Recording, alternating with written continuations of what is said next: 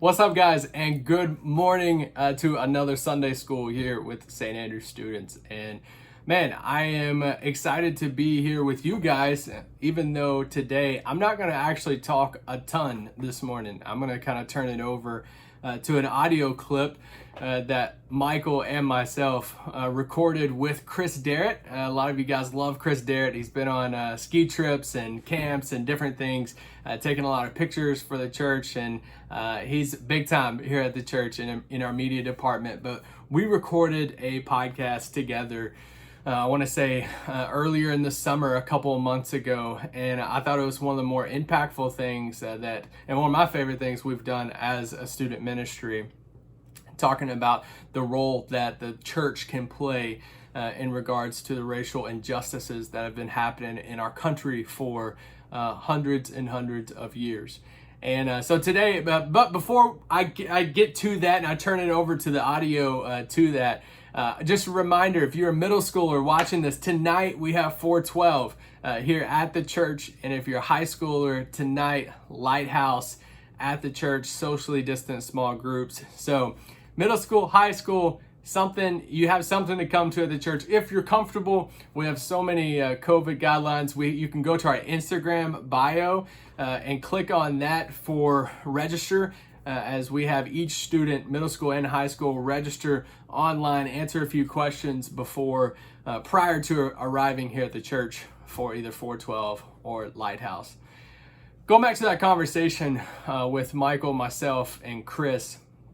You know, Michael and I are both obviously white guys, and we sat down with Chris, who is an African American that works at our church, and we wanted to hear from his perspective of what is going on in our country. And not just his perspective, but what we as white evangelicals that work in a church, what we can do to be part of the solution and not continue being part of the problem.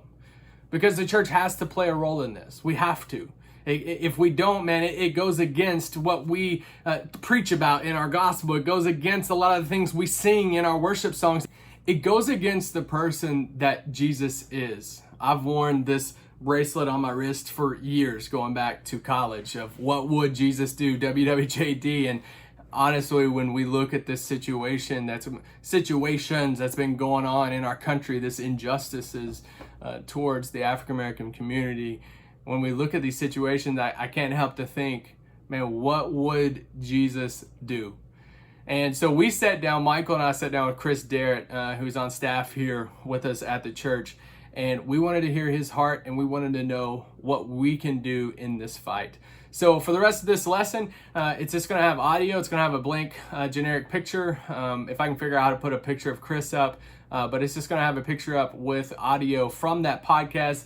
If you are not subscribed, we haven't put out a podcast in a little while, so we've been adjusting to what the fall semester will look like in the time of COVID.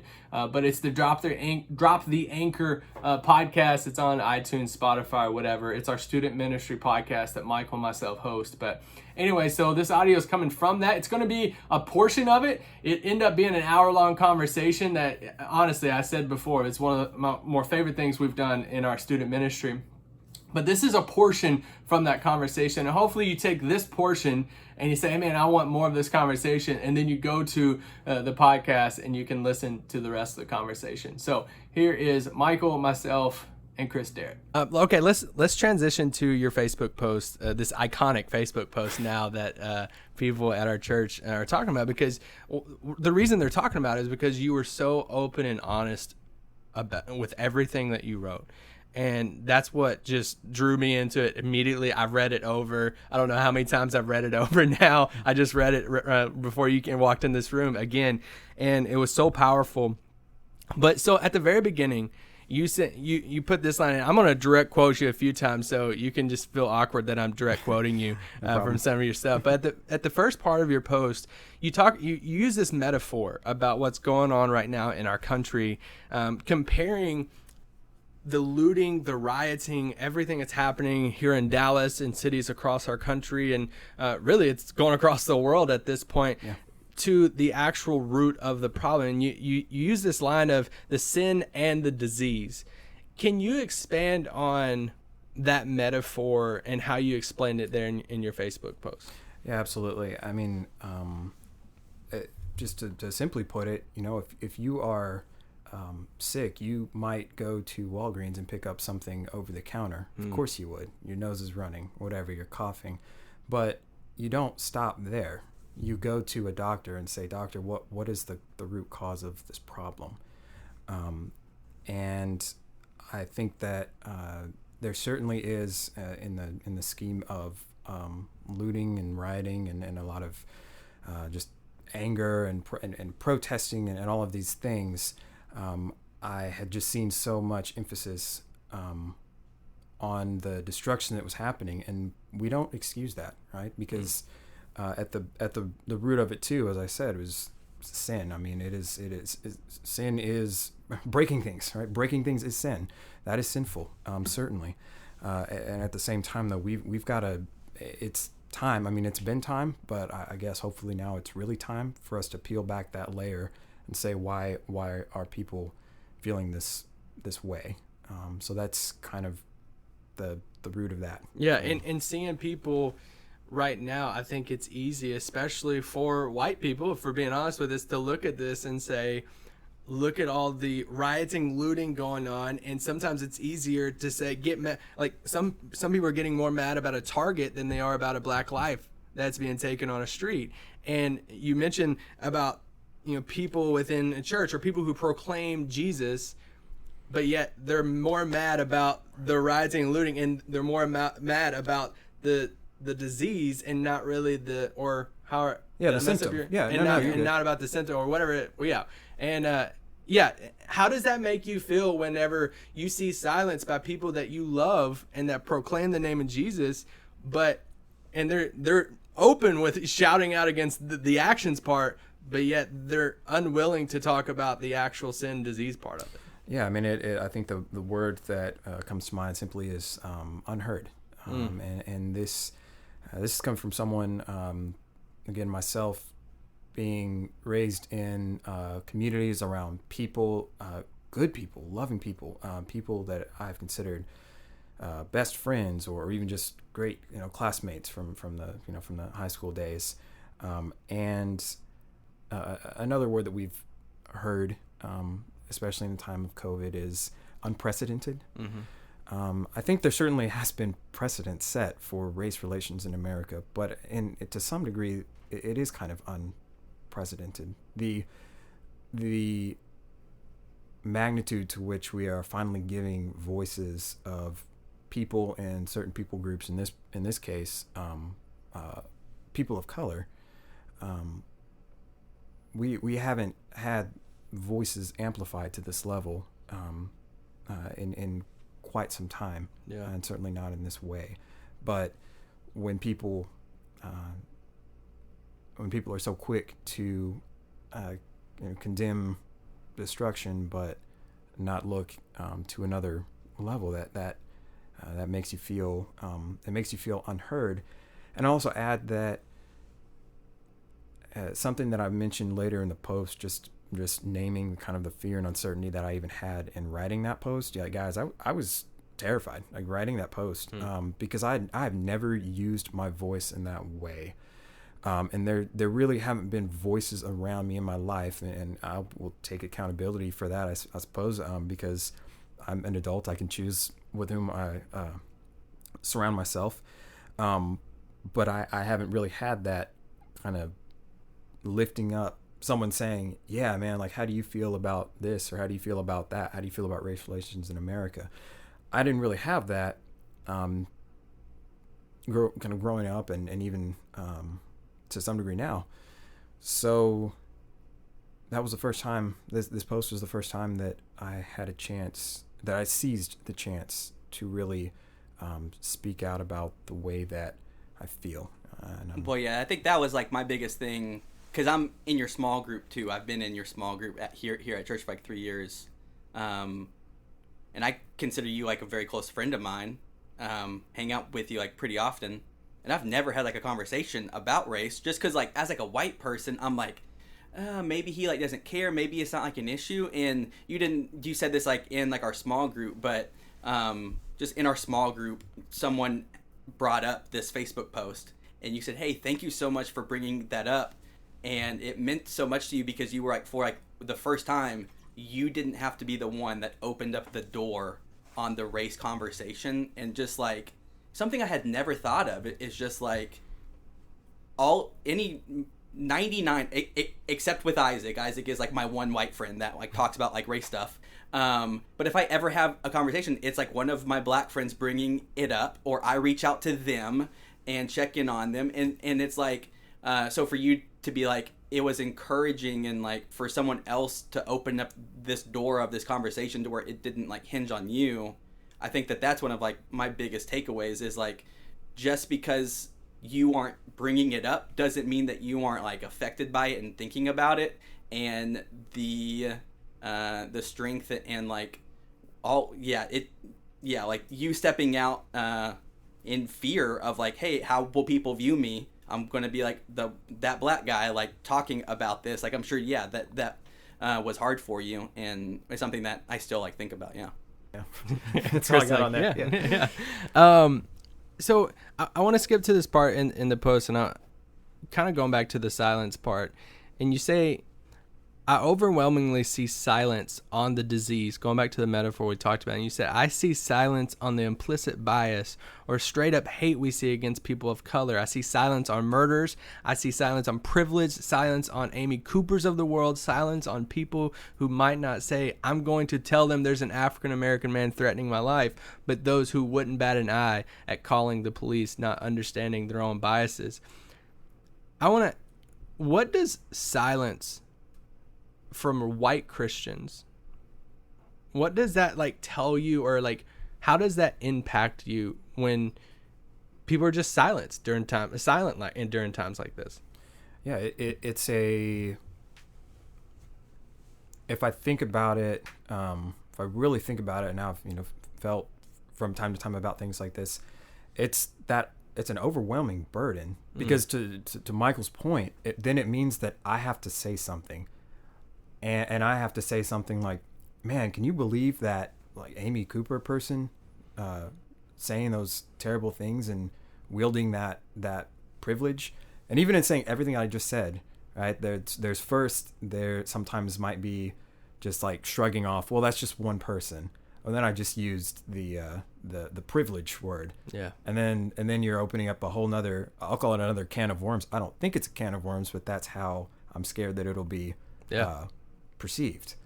And so it's the silence ends up just putting this burden of both fear when you finally say something, and also fear that it's just going to be kind of brushed off, or your white friend would say like, yeah, like that's terrible, and then we move on after our minute and a half conversation. Whereas that for somebody of color, you can't help but see yourself in a park asking someone to put their dog on a leash. And then for someone to like look you in the face and say, not only I'm going to call the police on you, but I'm going to tell them you're black. And you and I both know what that means. For us to not acknowledge that, and I guess I will take silence a step further and just say, kind of a weak acknowledgement of it. That's kind of the same thing. It's just burdensome. What does it mean to you when you see people just on the lowest steps of like, when you see friends, people something I've been proud about seeing of our students here at our church, of getting on my Instagram and seeing so many in the text conversation of so many of our students just being open and sharing stuff and passionate. What does it mean to you to see people that sharing resources, talking about it on public forums like social media and having conversations, or going to protests, or whatever? What does that mean to you? Yeah. In a word, everything. In that conversation that Michael was talking about with our small group, and that conversation was the Tuesday after I posted it on a Sunday, and that one person on our group said, hey, I liked your post, and opened the door. Michael didn't mention this, but I was always kind of raised to be like emotion equals kind of weakness for my dad, but like I straight up cried in front of my small group, because it just meant that much to me, that somebody actually gave a word I can't say on this podcast, but that somebody really cared. I'll tell one real quick story. Another person in my small group that I'm very close friends with, he is a teacher, and at the time he was teaching at a school down in Deep Ellum, actually, that was kind of like a magnet school, so a lot of kind of lower income kids and people of color. And this was years ago that he asked me. He was struggling with a sense of purpose, right? A sense of what am I doing here? What kind of difference am I making? And I told him at that time, and I think it still rings true to both him and what he's doing and this whole conversation, that it means everything to those kids that a white man cares, that a white man gives a damn. Yeah. Sorry to say that, but no, you good. That a person in a position of power, position of privilege, cares enough to say, I hear you and I want to listen to you, and I'm here to help you, not to be a savior, but just to be here for you. That's what I told him at that point. And so that's what that means to me. It means everything, just to it's life giving to know that people care. Shifting to another quote you said, you compared being anti-racist to, well, I'm not a racist. A lot of times white people throw this around a lot of, well, hold up, I'm not racist. And they put their hands up and are like, I'm not racist. But are you anti-racist?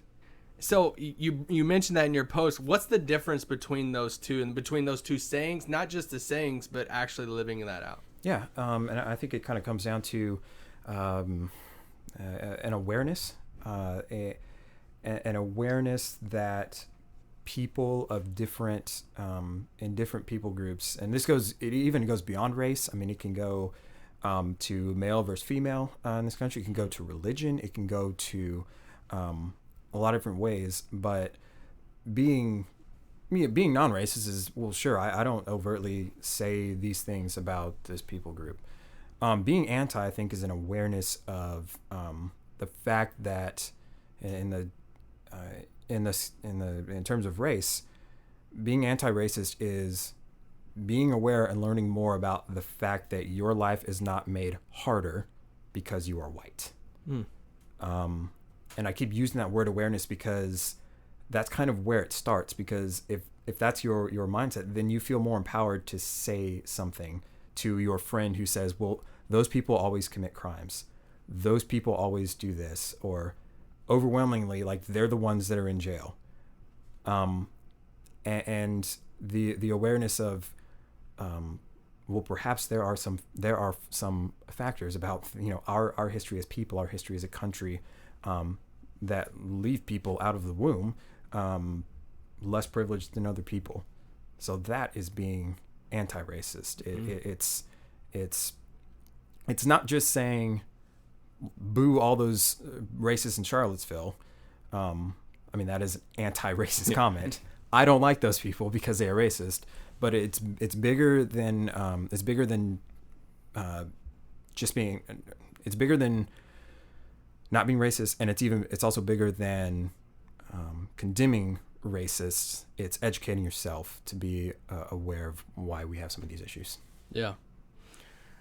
So I want to direct quote you again, because this is, if there's a quote from your Facebook post that I mean, it just, I literally have in parentheses in my notes right now, preach Chris, in all capital letters. But I'm going to read the first part of it, and then it leads into the second part. But you say, how about for every tweet or retweet you post condemning riots, go tweet and retweet 10 things you read on the experiences of the oppressed. And if those stories aren't showing up on your Facebook news or your Twitter feed, go find them. They're not hard to see if you open your eyes to people and ideas different than your own. And you take a step further and you say, I'll add that in all walks of life, I believe that it is not the responsibility of the disprivileged to change the hearts of those who are in privileged people groups and don't use it for good. Whew! Let's go. And so my question to you after that, because I mean, I read that and that just, I mean, it gives it fuel to the fire of like, what can I do as a white man that is privileged, that's had privilege since the beginning of my life? What is the role of the white person in this battle, in this fight right now? Yeah. Ooh, great question.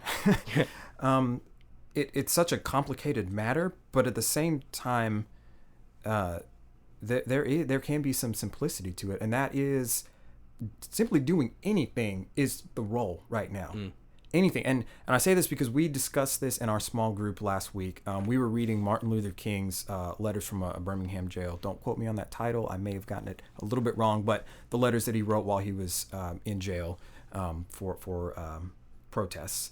And there was a part in it about, he used the word extremist and what it means to be an extremist, and essentially a challenge that we should all be extremists about issues of this nature. And so, well, what I brought up in the small group is that looks different for each of us. We can use the word extreme, use the word radical. I remember growing up in my Southern Baptist roots, that word radical was always, what does it mean to be radical for Jesus? You know? Was it a David Platt book? David Platt book, yep. Yes. We've all read it. Yes. So, what does that mean though? What does it mean to be an extremist for justice or radical? And that can be a different thing for a lot of different people. So I promise you, I'm getting back to your question. No.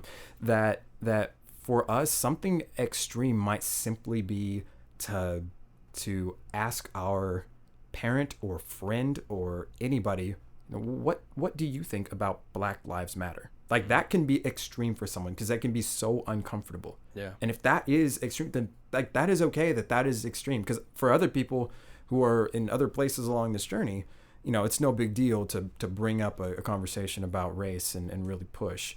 So I think that it varies from person to person, but you just have to continue to ask yourself, like, what does it mean for me? What is uncomfortable for me? And how can I act on that? So white people's role is first and foremost to do something, do anything, listen, educate, and then I don't know, act. And by that I mean reaching out to people. Literally, to people. I'm gonna end this whole podcast on, I'm asking Chris practical ways of things we can do. So you can go into that now, or we can hit it at the end, whatever you want to do. Well, yeah, one of the great things that I think it was you in our small group, or it was a podcast. I've listened to like a lot of podcasts of, because to your Facebook status point of like us curating our Facebook feeds, I follow a lot of white pastors, not a ton of black pastors or black authors, like whatever. But I believe in our small group, someone asked this question, and you gave a response that I was not expecting, and it was on if a school teacher, like let's say you are in school and you keep misspelling the same word, and you can say this metaphor way better than I can, but it's one of those things that you've said in the past 2 weeks that I can't stop thinking about. Sure, I can try. I can certainly try. And this is actually a metaphor around which I've been kind of writing to myself, and maybe at some point, hopefully we'll share that with folks. But it's just the idea of, you remember being in school and not knowing how to spell a word. So you go to your teacher and ask, how do you spell, I don't know, the word memories. The word memories is on a newspaper cutout in Isaac's office, but how do I spell that word? And the teacher tells you, well, sound it out and then look it up in the dictionary. But maybe you're at a point where you don't even know how to sound out the word. You literally don't know the first 3 letters of this word. So you're really in trouble, right? So the goal for some of us in these talks is to get to a point where you have like 3 letters, and those 3 letters of this word, this metaphorical word, can be find a Twitter list, and they exist, right? Find a Twitter list that includes black perspectives, people of color perspectives. Read one of the many books if you can actually get them on Amazon, because a lot of them are back ordered in hard print. That's awesome, yeah. Which is great. So maybe you can get your first 3 letters from that. But eventually we all want to reach a point where we do have the first couple of letters on our own, and then we can learn how to spell in this metaphor by continuing to look things up. What we're trying to do now, I guess, for some, what we're trying to do is just provide a starting point. So when you're asking, about, hey, what are, or Isaac, when you're asking about resources, and Michael, you're bringing this up in this conversation right now, these starter perspectives can be kind of your starting point. Well, yeah, like your point of, yes, I think that we are all on this spectrum, but George Floyd's death was not the first black man that died by police or in like an awful way. That like every single year, every single month, something like this happens. And as a white person, it's really easy for us to just be like, all right, black people, what do we do? What do we do? What do we do? But this isn't something new, and it's just like your metaphor of like, if you keep asking the teacher how to spell this word rather than you taking it upon yourself to do it, I think that that's like that next step of once you get like a basis, it's on you to start finding it, not asking black people, what should you do? Right. And at one point, Isaac and I were texting about the podcast, and Isaac said something that I said, Isaac, I'm probably going to quote you on this at some point. It was great because, Isaac, you said at a certain point, it will just be irresponsible to say, I don't know how, in terms of I don't know what to do or I don't know how to help this cause. I don't know if we're there yet, but you would hope that with the number of voices that are out there, both people of color, from white people, everybody pouring time into providing resources. You guys are doing this right now, right? So hopefully we reach a point where truly it is just irresponsible to say I don't know how, because that just means that like you're not seeking it out. Yeah. And you mentioned this earlier about this being a moment right now, because it really does feel like this is a moment in our country that things that the louder voice right now, the movement's going strong. And you even look at what's happening in the NBA right now.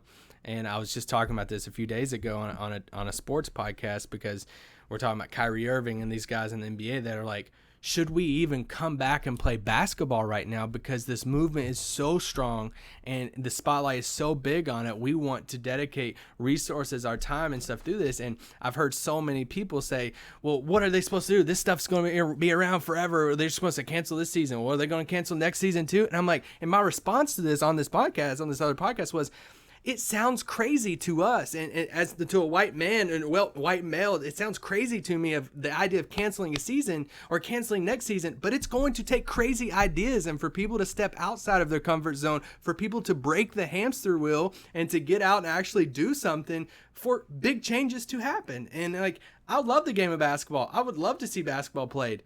But if these black athletes want to sit here and say, hey, I'm not going to play because I want to contribute more to this movement, I'm going to back them 100% because I've never lived it. Like, this is so much bigger than basketball. So I love when you say, like, hey, there is stuff out there. Like, this is a moment right now for everyone. And there's resources out there. And at some point, like, it's irresponsible for us to step back and say, well, I just don't know what to do right now, because we can seek this stuff out. So I really appreciate you sharing that. And it's a responsibility on us too. Like you said, it's not just on the disprivileged, it's for the privileged too. And I look at, there's this quote, I've really been looking at just how we're raising our kids right now. And Michael and I both have kids under the age of 2, and I heard this quote the other day on the Relevant podcast. Jamie Ivey lives in Austin's famous podcast, whatever. And she said she was talking to somebody recently, and this black mother told her, she said, I shouldn't have to keep telling my son how to not get murdered. You need to tell your son how to not kill my kids. Yeah.